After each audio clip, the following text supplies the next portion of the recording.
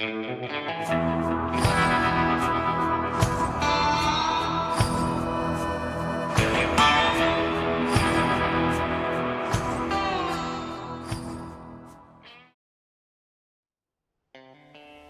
1844, Henry Sager, his pregnant wife, and 6 children, all under 14, left St. Joseph, Missouri, bound for Oregon. They joined a wagon train of over 70 wagons and 300 pioneers for the treacherous journey. As they reached Kansas, the rain had turned the trail to mud, and all the rivers were up, making progress slow. 5 weeks into the journey, Mrs. Sager gave birth to their 7th child, Henrietta. When the wagon train reached the Platte River, they came upon their first herd of buffaloes. Men started shooting the animals for food, but others kept killing the beasts long after the needs of the wagon train had been fulfilled. An argument broke out between 2 groups over the slaughter, with the end result of the wagon train captain resigning, leaving the train leaderless into their fate. After fording the Platte River, Henry Sager's wagon overturned. The children were uninjured, but Mrs. Sager was hurt. Days later, young 9-year-old Catherine Sager was also hurt.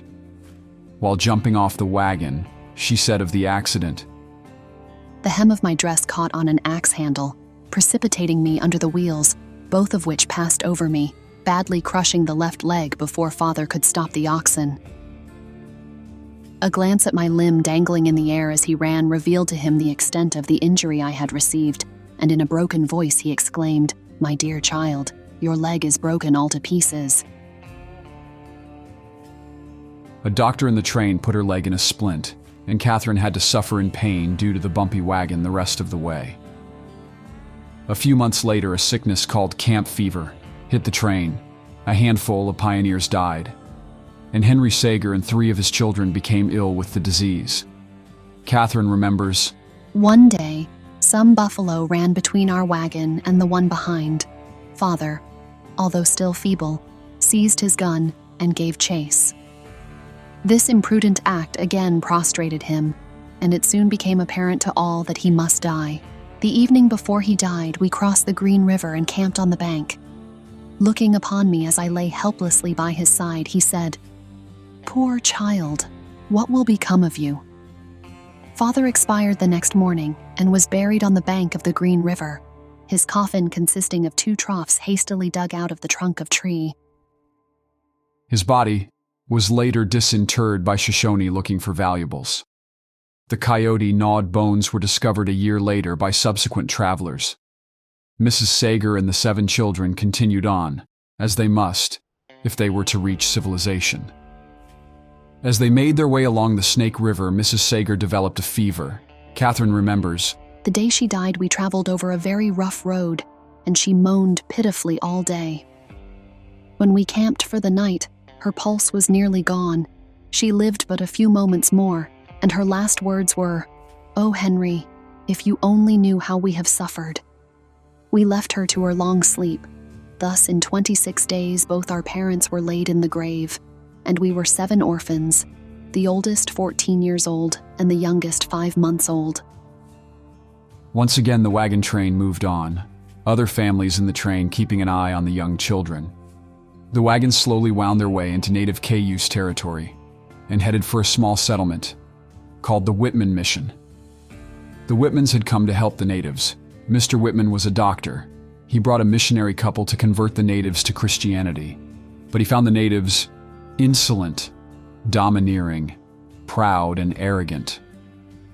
The Whitmans decided that their time would be better spent helping the poor souls of the trains that were regularly limping into their mission, hungry, tired, and hurt from the arduous journey they were on. The Cayuse tribe had tolerated the Whitmans' presence, but tensions were now at breaking point due to a measles outbreak that was killing the natives, and the Indians wanted payment for the mission being on their land.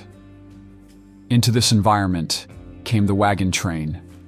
It was thought best to keep the orphan children with the Whitmans, as they were best equipped to look after the children's needs. Mrs. Whitman came out to meet them. Catherine remembers, She was a large, well-formed woman, fair-complexioned with beautiful auburn hair, As we shyly looked at her, we thought she was the prettiest woman we had ever seen.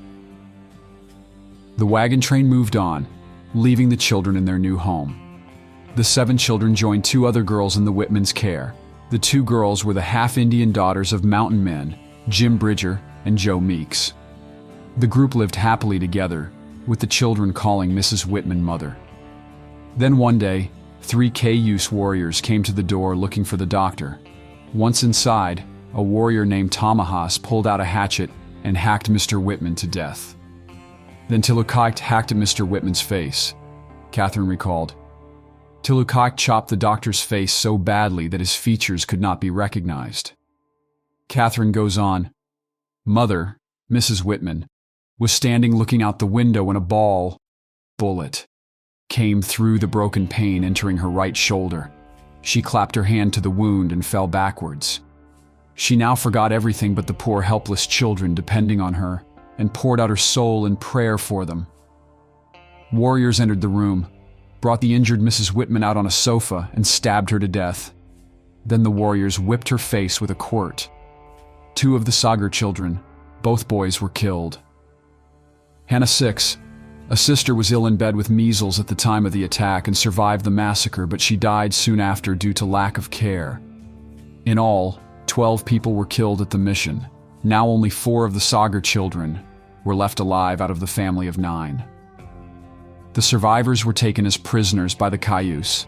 They were eventually ransomed back to the whites, and the warriors who had participated in the massacre fled into the mountains. A pioneer militia hunted the warriors relentlessly. The warriors eventually turned themselves in.